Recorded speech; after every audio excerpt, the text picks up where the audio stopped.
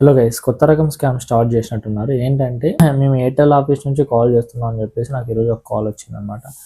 సర్లే అని చెప్పేసి నేను మాట్లాడినాను. నేను లాస్ట్ 3 months నుంచి ఎయిర్టెల్ వైఫై అనేది వాడటం లేదు. ఎందుకంటే నేను ఒక 1 month ఇంట్లో లేనని చెప్పేసి, సో నేను ఆ రోజు వాళ్ళు నేను వాడట్లేదు అని చెప్పి కాల్ చేసినా కూడా నాకు బిల్ జనరేట్ చేస్తున్నారు. అయినా కూడా నాకు 3 months నుంచి బిల్ జనరేట్ అవుతూనే ఉంది నేను వాడకపోయినా కూడా.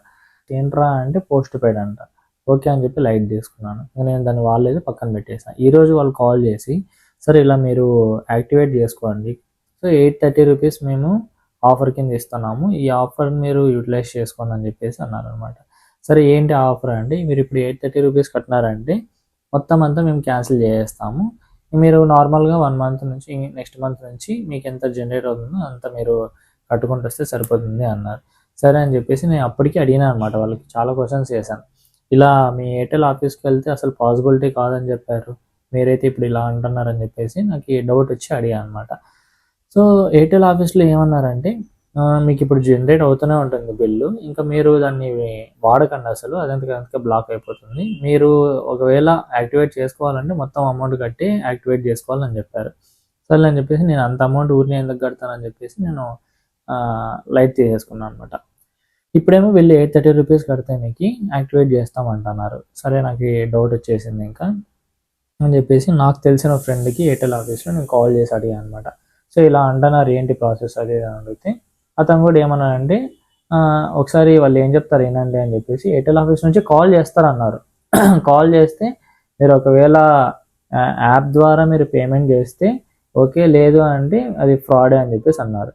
సర్లే అని చెప్పేసి నేను కాల్ కట్ చేశాను నా ఫ్రెండ్ది. వీళ్ళకి కాల్ చేశాను అనమాట. వీళ్ళు కాల్ చేసి మాట్లాడితే ఇతనికి, సో ఇతను అన్నట్టుగానే వాళ్ళు యూపీఐ ద్వారా వాళ్ళకి అమౌంట్ పే చేయాలంట, యాప్ ద్వారా చేయకూడదంట. ఏంటి ఎందుకు యాప్ ద్వారా చేయకూడదు అని అడిగితే, యాప్ ద్వారా అయితే మీరు టోటల్ అమౌంట్ పే చేయాలి, లేదంటే ఇక్కడ మీరు యూపీఐ ద్వారా అయితే మా అకౌంట్కి వేస్తే హాఫ్ అమౌంట్ వేస్తే మేము యాక్టివేట్ చేస్తాం మీద అని చెప్పేసి చెప్పారనమాట. ఇంకా నాకు కన్ఫర్మ్ అయిపోయింది వీళ్ళు ఫ్రాడ్ అని చెప్పేసి.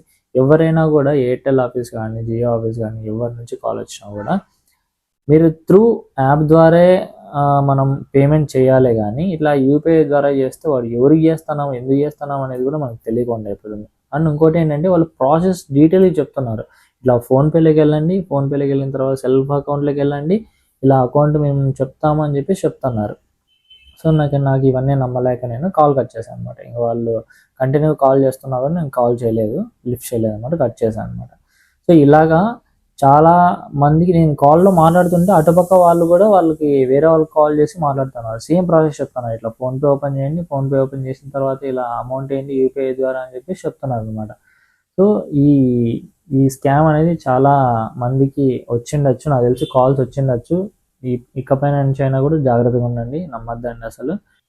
యాప్ ద్వారా వెళ్తే ఓకే, లేదు అంటే ఇలా సపరేట్గా యూపీఐస్కి వెళ్తే వెళ్ళకండి. అండ్ ఎవరిని నమ్మకండి, కాల్స్ అన్నోన్ నెంబర్ నుంచి కాల్స్ నమ్మకండి. సో మీరు కూడా స్కామ్స్కి లొంగకండి, ఎవరికి అమౌంట్ వేయకండి.